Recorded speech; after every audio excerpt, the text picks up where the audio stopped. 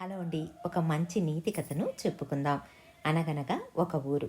ఆ ఊరి బయట ఉన్న పచ్చిక బయళ్లలో ఒక పాము పుట్ట ఉండేది. ఆ పుట్టలో ఒక విషసర్పం ఉండేది. ఆ మైదానంలోనికి పిల్లలు మేత కోసం పశువులను అక్కడికి తోలుకుని వెళ్ళేవారు.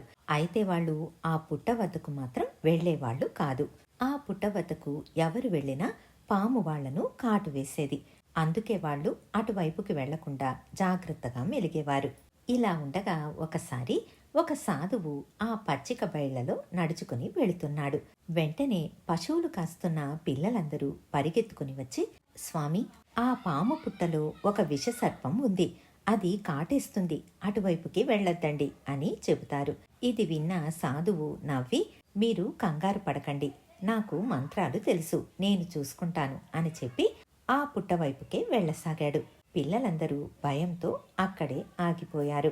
సాధువు పాము పుట్ట వద్దకు వెళ్ళగానే పిల్లలు చెప్పినట్లే ఆ పాము బుస కొడుతూ కాటు వేయడానికి ముందుకు వచ్చింది. ఇంతలో ఆ సాధువు మట్టిని తీసుకుని ఏదో మంత్రం జపించి దానిమీద చల్లుతాడు. వెంటనే పాములో ఉన్న క్రూరత్వం మాయమవుతుంది. అది ఏమీ చేయకుండా సాధువు కాళ్లకు వంగి నమస్కారం చేస్తుంది. సాధువు పాముతో, ఎందుకు అందర్నీ కాటేస్తున్నావు? ఇతరులను హింసించడం పాపం కదా. నీకు ఒక మంత్రాన్ని ఉపదేశిస్తాను. ఇక మీదట దానిని జపం చేస్తూ ఉండు. నీలో ఉన్న క్రూరత్వం నశించిపోతుంది. దాంతో నీ పాపాలన్నీ పోయి భగవంతుణ్ణి కూడా చూడగలుగుతావు అని చెప్పి పాముకు ఒక మంత్రాన్ని ఉపదేశిస్తాడు. అటుపై పాముతో, నేను మళ్ళీ తిరిగి వచ్చేంత వరకు ఈ మంత్రాన్ని జపిస్తూ ఉండు అని చెప్పి వెళ్ళిపోతాడు. అప్పట్నుంచి పాము శ్రద్ధగా మంత్రాన్ని జపిస్తూ ఎవరికి ఎటువంటి హాని చెయ్యకుండా బతకసాగింది. కొన్ని రోజులకు పశువులు కాసే పిల్లలు ఇప్పుడు ఈ పాము ఎవరిని కాటు వేయడం లేదు అన్న సంగతిని గమనిస్తారు. అప్పట్నుంచి మెల్లిగా ఆ పామంటే భయం పోయి దానిమీద రాళ్లు విసరసాగారు. రాళ్లు విసిరినా ఆ పాము మాత్రం వాళ్లను ఏమీ చెయ్యలేదు. ఒకరోజు అందులో ఉన్న ఒక పిల్లవాడు ధైర్యం చేసి దాని తోకను పట్టుకుని లాగుతాడు. అప్పుడు కూడా పాము ఏమీ అనకపోవడంతో ఇక పూర్తిగా భయం పోయి తోకను పట్టుకుని గాలిలో గిరగిరమని తిప్పి నేలకేసి కొడతాడు. పాముకు రక్తం వచ్చి స్పృహ తప్పి పడిపోతుంది. పాము చనిపోయిందనుకుని సంతోషంగా పిల్లలందరూ అక్కడ్నుంచి వెళ్ళిపోతారు. వాళ్ళు అనుకున్నట్లు పాము చనిపోలేదు. కాసేపటికి మెలకువ వస్తుంది. కానీ తీవ్రమైన గాయాలు కలిగి ఉండటం వల్ల నొప్పితో బాధను భరిస్తూ నిదానంగా పాకుతూ ఎలాగోలాగా పుట్టలోనికి చేరుకుంటుంది. అప్పట్నుంచి పగటిపూట బయటకు రావడం మానేస్తుంది. రాత్రి ఎవరూ లేని సమయంలో పుట్టలో నుంచి బయటికి వచ్చి ఆకులు, కింద పడిన పళ్ళు తింటూ కాలాన్ని గడపసాగింది. సరైన తిండి లేక చిక్కి శల్యమై ఎముకల గూడులా తయారయ్యింది. కానీ మంత్రాన్ని జపించడం మాత్రం మానలేదు. దానివల్లే పాముకు పిల్లల మీద కోపం రాలేదు.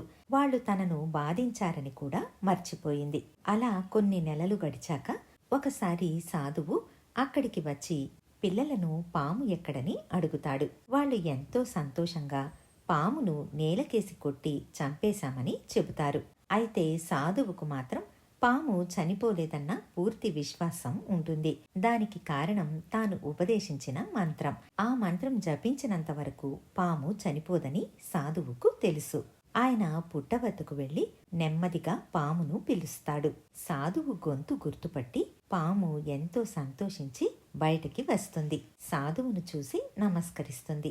ఎలా ఉన్నావు అని అడుగుతాడు సాధువు. దానికి పాము హాయిగా ఉన్నాను అని చెబుతుంది. అయితే ఎందుకింత బలహీనంగా మారిపోయావు అని అడుగుతాడు సాధువు. దానికి పాము, మీరు ఉపదేశించిన మంత్రాన్ని జపం చేస్తూ ఎవరికి ఎటువంటి హాని కలిగించకుండా ఆకులను, కింద పడిన పళ్లను తింటున్నాను, అందువల్ల కాస్త చిక్కినట్టు కనిపిస్తున్నానేమో అని చెబుతుంది. ఇంత చెప్పిన పాము ఆ పిల్లలు తనను కొట్టి హింసించారన్న విషయం చెప్పలేదు. ఆ విషయాన్ని పామే పూర్తిగా మర్చిపోయింది. దాని మనసు ఇప్పుడు అంత మంచితనంతో నిండిపోయింది.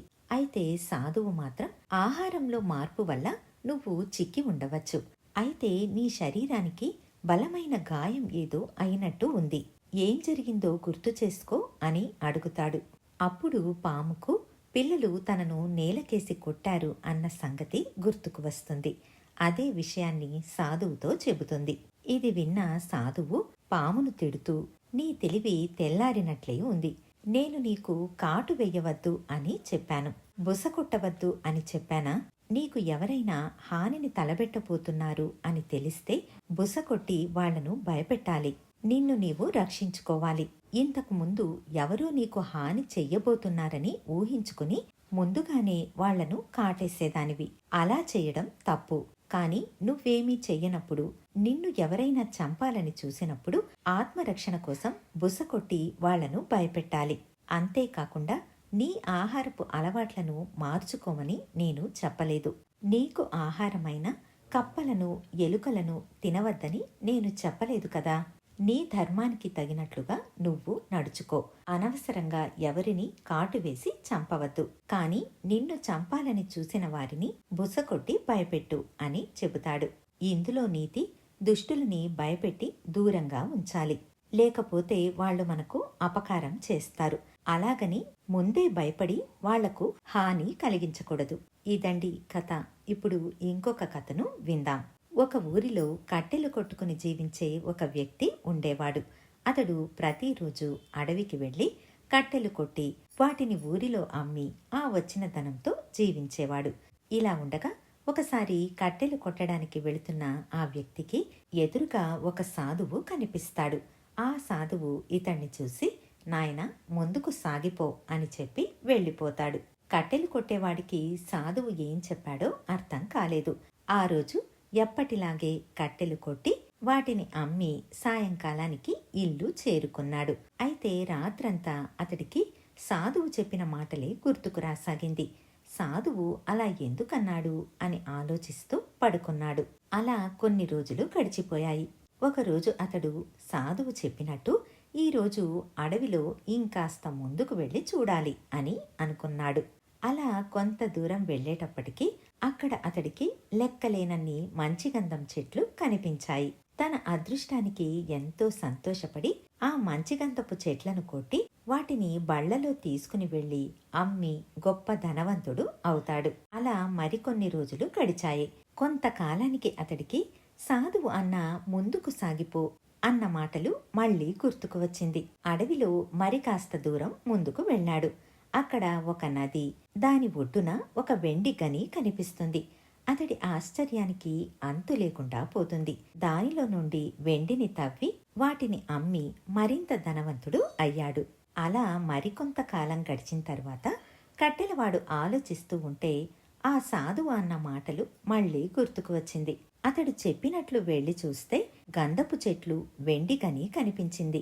ఇంకాస్త ముందుకు వెళ్లి ఇంకేం ఉందో చూడాలి అని అనిపించింది. మరుసటి రోజు ఇంకాస్త ముందుకు వెళ్లి చూస్తే అక్కడ బంగారు గని కనిపించింది.